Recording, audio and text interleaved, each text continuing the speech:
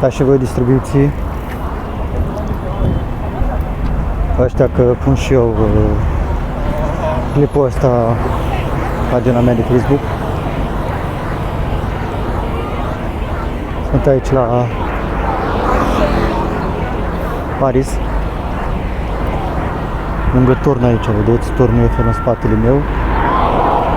Acum o pornesc și eu acum. Ne ajunge cât am stat.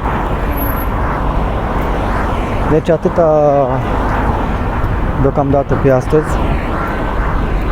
Revin săptămâna viitoare, sâmbătă, de la ora 2, așa, 2 jumate. Revin aici.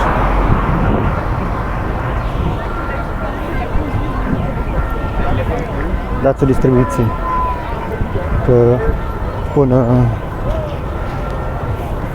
clipul ăsta pe TikTok. Vă pup!